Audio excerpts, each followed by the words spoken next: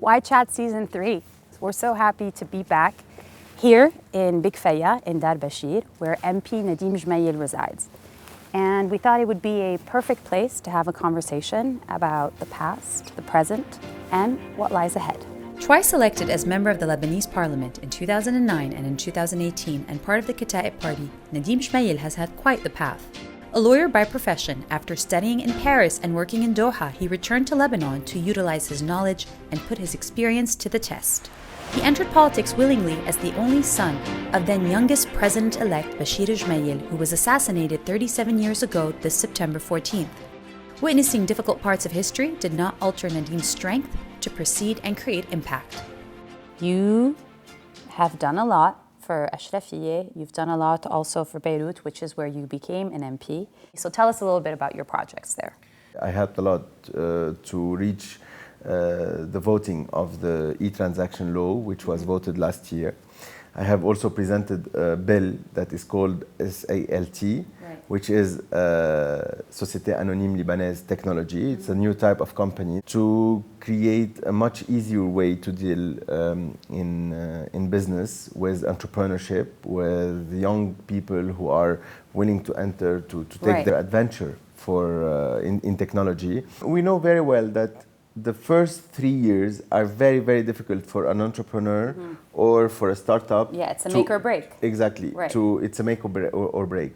And at that moment, our legislation and our type of companies are very hard, and the structures are very difficult, and the challenges are very big in order for them to stay alive these 3 years. What SALT will do is to remove all this burden that is very difficult for the young entrepreneur and startup. The SAL, in order to be done, to be created, needs $20,000 US dollars or 30 million Lebanese pound. With our SAL, we proposed formation at 3 million Lebanese pound, which is nothing. Right. So, for example, we waived all the fees and the taxes to be paid during the first 5 years. So it makes it easier for them. Exactly. Is this going to take effect? Now we're going to start discussing it in September, and I hope that it will be voted by the end of the year. You're also responsible for Ashrafiyeh 2020. Yes. Tell me a little bit about that. Ashrafiyeh 2020 is like a small dream that I had in order to create a new behavior for citizens in the city first, and second, to create more belonging and proudness of being part of Ashrafiyeh. Yeah. So this was the objective of Ashrafiyeh 2020 at the beginning. And then we started by doing small things that the citizens weren't aware of, and they never did it, which was the pedestrian day all around Ashrafiyeh. And we've done also some other projects that are still on the pipeline, and one of them is very, very close to be achieved, which is the revamping of the entire Sissin neighborhood. Right. It was like my little baby that I started in 2015.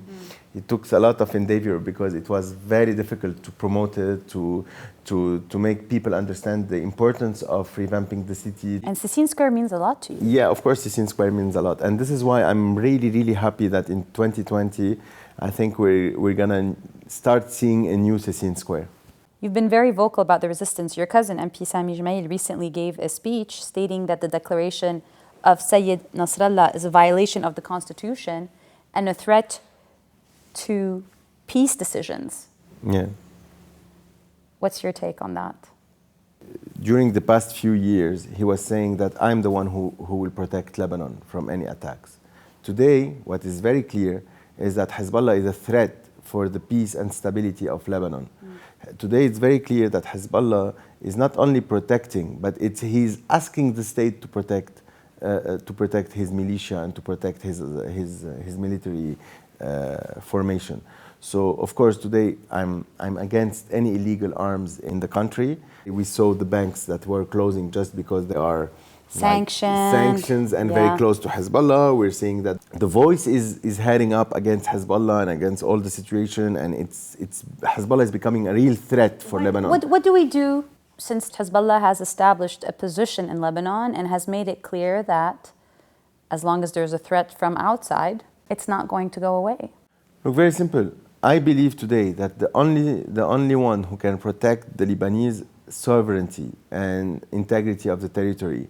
And the only thing that can protect us is the international resolutions and the Arabic and international protection. Yeah. So today, by being part of the UN, by being part of the Arabic League, by being part of all the situation that we're living around, I think that this is the thing that can bring peace and stability for the region. You once said, "I'm not a good communicator. Yes. I'm not always on television, but I dedicated my entire life to serve people." What do you think people mostly get wrong about you all the time? A lot of things. People are not used to have politicians that are very transparent, very authentic, very like what you see is what you get. Probably this is why there is a lot of interpretation of all what's happening around. And all said about you. What should people know about Nadim Gemayel? People doesn't know that I'm a lawyer. People doesn't know that I work as a lawyer. You worked in Qatar too? I work in Qatar. I was very successful there. I don't communicate enough about what is my background or what do I do, and what are the achievements I've done out of politics, which is for me as important as the one I've done in politics. And people think probably also that politicians are usually, and especially sons of, are non-educated. They are here because they are part of the part of the scenery, and this is why they are there. No, frankly speaking, I have chosen to do politics. I'm convinced about doing politics, and I'm doing politics, I believe, the right way. I've done a lot of courses and training in governance, in leadership. I went to Harvard. I believe that education is part of growing your skills and your way to deal with all things that is around you. You mentioned this, and I'm sure you get this all the time, being the son and the only son of a Lebanese icon in history, Bashir Gemayel, who died as president-elect, the youngest man ever to be elected to the presidency of Lebanon. You were just 4 months when he was assassinated. What was it like growing up without him and yet discovering him through the eyes of people and history?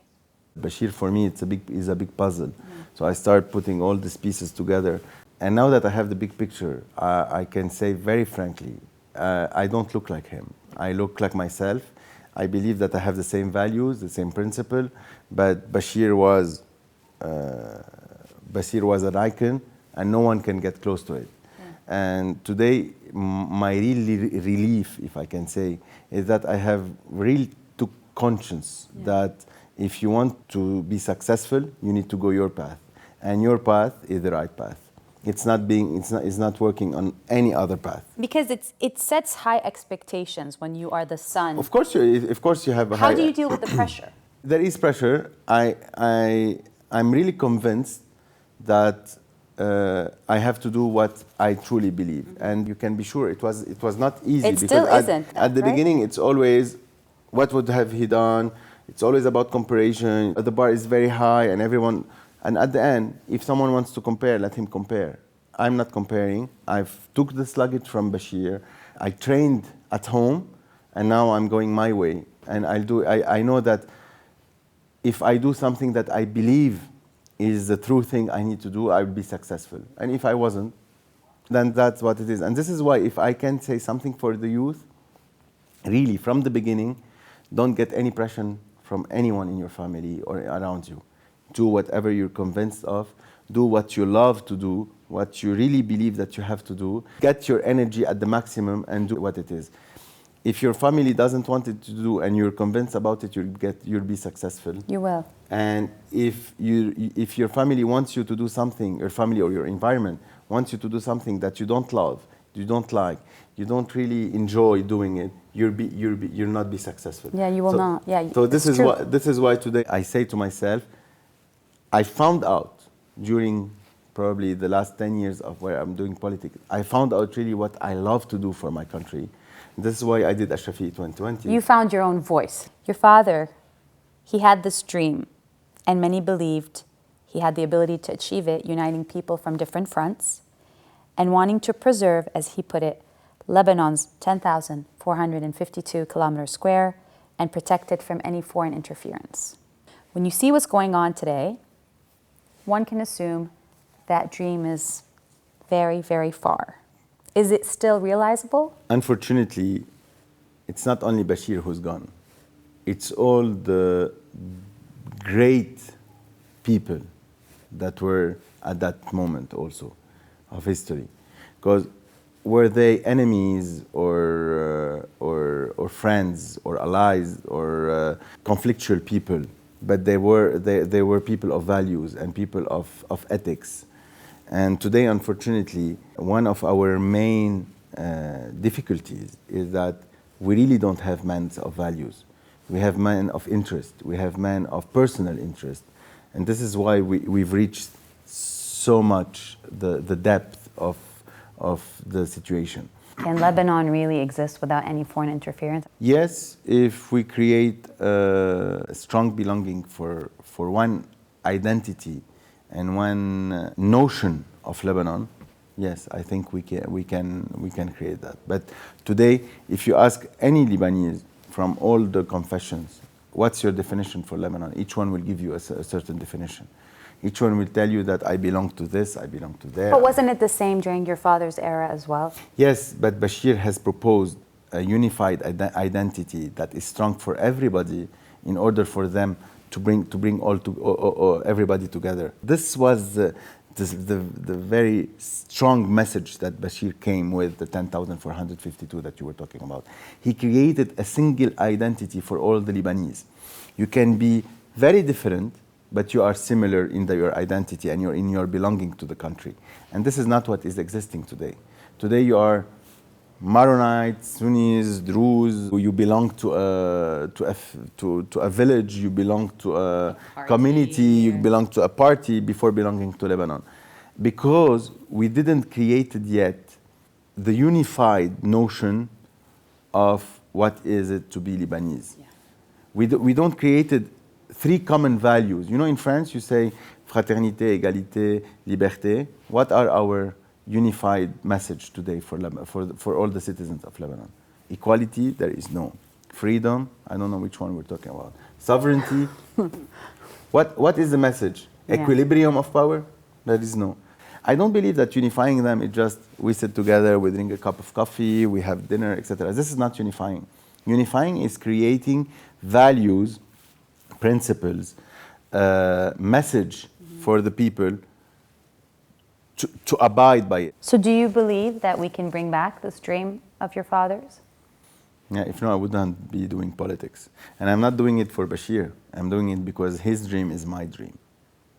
We are approaching the 37th commemoration of your father's assassination. Had he lived, how do you think Lebanon would have been? I think we would be competing with a lot of major countries today in the world. Would be independent, free, boosted economy, with would be somewhere completely different. When you look back, even though you're still young, you still have ways to go, something you would have done differently? I would have preferred to work a little bit more because it gives you a lot more of credibility when you access politics. I would have also probably wanted to do architecture or something in engineering. Well, what's wrong with lawyer? No, both. It's additional. Oh, you wanted to just do it? You could still do that. I know, mean, technically. I'm still thinking about it. If you're actually ambitious and you want to be an architect. I believe that politicians are urban designers.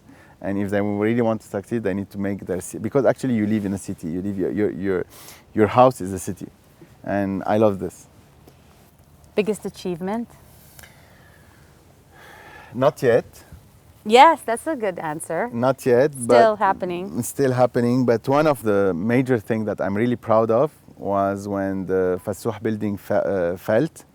And we gathered like more than $450,000 US for the families, for the houses, for helping the family to re-engage in the society where really people need you and you were there and you helped them. This is a very big satisfaction. This is a nice little garden here. Did you urban design this? No, it was my mom urban design. Okay, it's very lovely. Thank you so much. Thanks.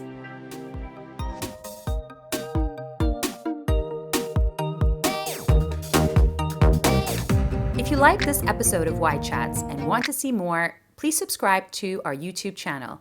Click, click, click.